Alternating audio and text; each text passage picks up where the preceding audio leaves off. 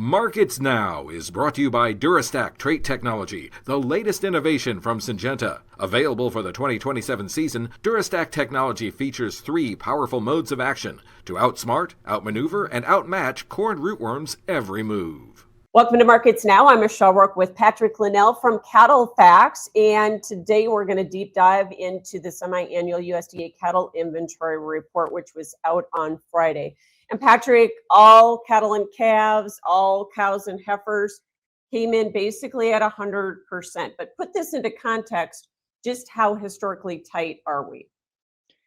Exactly, Michelle. The total cattle numbers came in down 0.4% from year ago, which does take total cattle numbers in the U.S. down to the lowest level that it's been since 1951.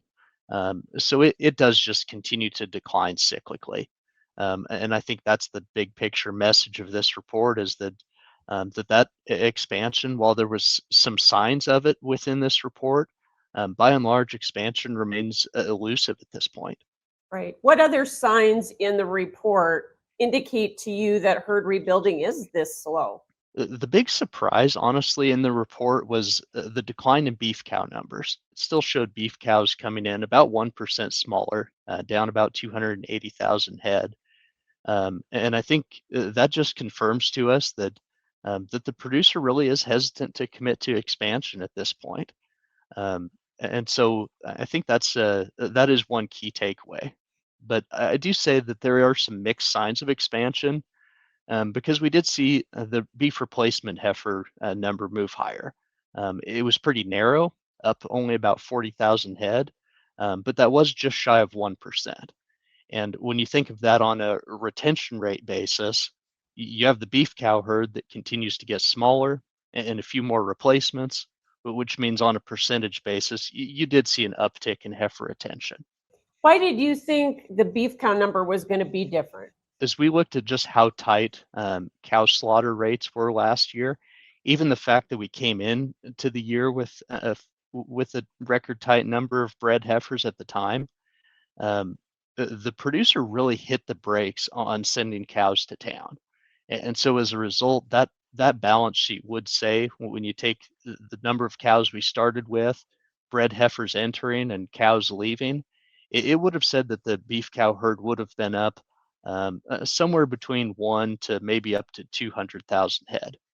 However, that's not what this report showed. And so that really was a bit of a surprise. Also, feeder cattle supplies continue to look like they're tight and going to be tighter, right? Exactly. The calf crop did come in down about 500,000 head from year ago, the 2025 calf crop, that is.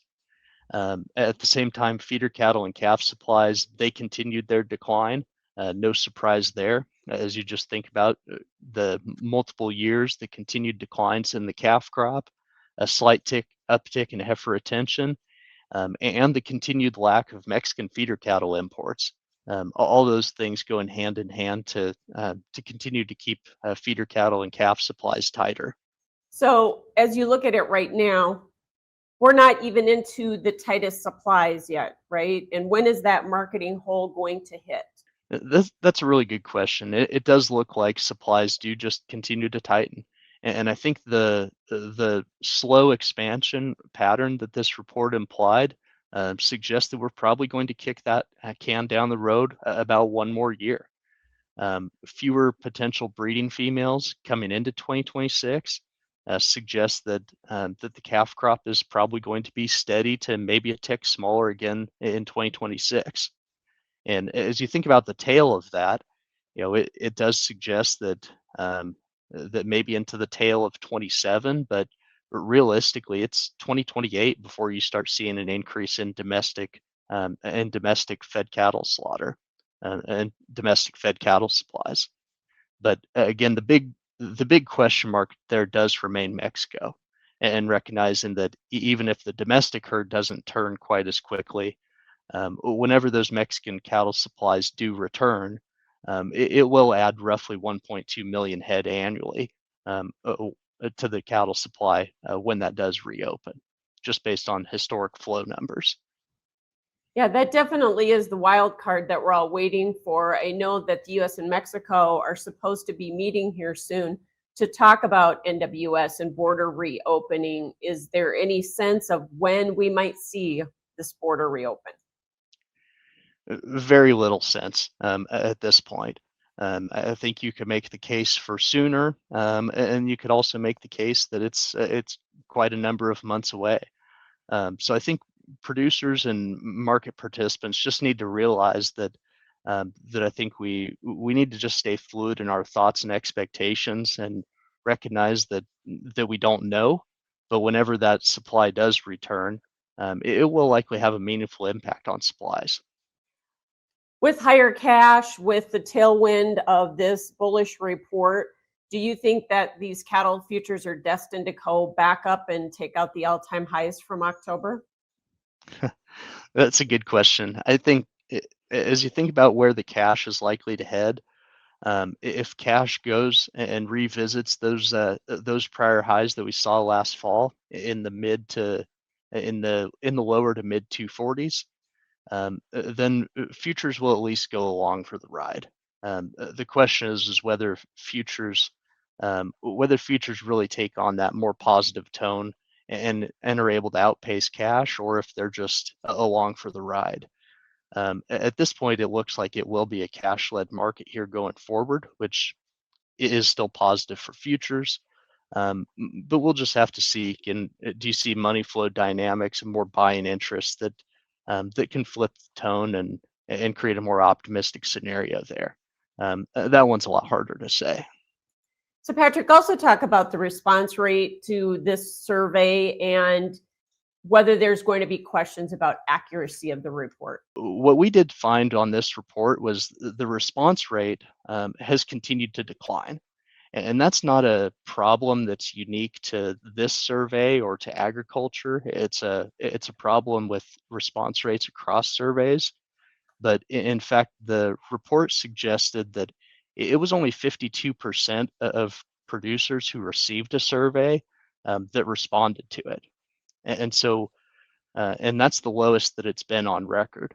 And so I think as we look at these numbers, again, the trends make sense from a big picture standpoint, but when response rates are like that are going down, that does pose a problem, and it makes it tougher for the USDA to give us a good estimate of what cow numbers are and what cattle numbers look like out there. Overall, though, this was a pretty bullish report, wasn't it? I would say it is positive to the market, certainly, as you just think about continued tighter cow numbers, a smaller calf crop, tighter feeder cattle supplies. It does just say that as you look over the next 12 months, that cattle supplies will remain tight here, and from a longer term perspective, the rebuilding really hasn't started in full force yet. Very good. Thanks so much for joining us, Patrick Linnell with CattleFax. That is Markets Now. With corn rootworm costing farmers up to $1 billion a year, you need the right strategy. Introducing Durastack Trait Technology, featuring 3 powerful modes of action to strike corn rootworm at full force. Outsmart, outmaneuver, and outmatch their every move with the industry's first triple BT protein stack built for corn rootworm control. Take back your yield potential. Make your move at Durastack.com. Available for the 2027 season.